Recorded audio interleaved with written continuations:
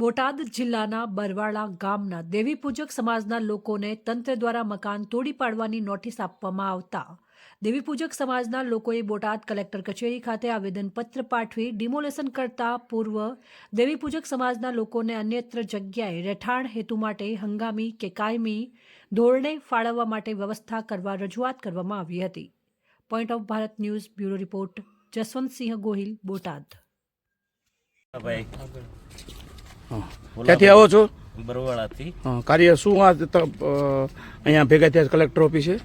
અમારે બરવાળા સ્ટોપ પરમાં હું વિરાટ દેવીપૂજક સંઘમાંથી દેવીપૂજકમાંથી આવું છું. બરવાળા શ્રી પ્રમુખ છે સમાજના, બરોબર. તો રજૂઆત એ છે કે બરવાળામાં અત્યારે ઘણા ખરા થોડાક કોઈ ઝૂંપડાવાળાને નોટિસો આપી છે અને છૂટાછવાયા જે ઝૂંપડાઓ છે ગેરદબાણમાં રહેશે એને પણ રજૂઆત છે કે ભાઈ તમારા ગેરદબાણની જગ્યા છે તે ખાલી કરવી પડશે.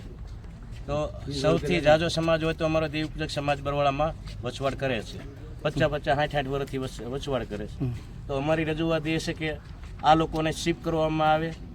હાવ મજૂર માણસ છે અને એમને કોઈ રહેવાનો આશરો ક્યાંય નથી અને જે તે જગ્યાએ ખાલી કરે તો અમને ગમે એને શિફ્ટ કરવામાં આવે. ગેરકાયદેસર હોય તો પેલા એને વૈકલ્પિક વ્યવસ્થા કરી અને પછી જો ડિમોલેશન કરવામાં આવે તો સારી બાબત. સારી આ જ એક રજૂઆત છે. ડિમોલેશન જરૂરી છે. હાલો વહીવટ ગેરકાયદેસર રહે છે એ બરાબર, એ લોકોની ભૂલે છે, કાયદાની અજ્ઞાનતાને સબબ, પણ વૈકલ્પિક વ્યવસ્થા કરી અને ડિમોલેશન કરવામાં આવે તો સારી બાબત. સીધું નોટિસો પાઠવી દે ઘણું બધું અન્યાય. મારું નામ વિજયભાઈ વીરજીભાઈ સાથલિયા છે. સૌરાષ્ટ્ર દેવીપૂજક સમાજ અને વિરાટ દેવીપૂજક સંઘના કાર્યકર છે. આજના કાર્યક્રમ વિશે બરવાળાની અંદર અમારા દેવીપૂજક સમાજને મોટા 33-35 વર્ષથી ત્યાં લોકો રહે છે, તેમ છતાં પણ ઘણું બધું ડિમોલેશન કરવામાં આવ્યું છે.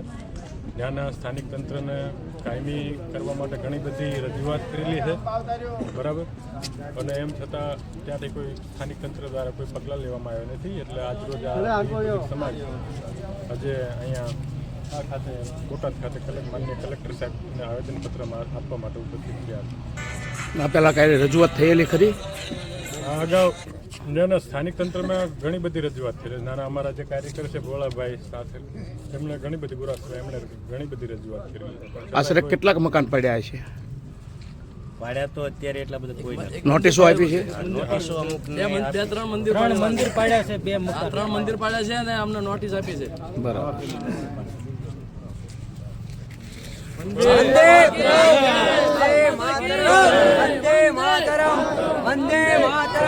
વંદે માતરમ. જય હિન્દ, જય ભારત.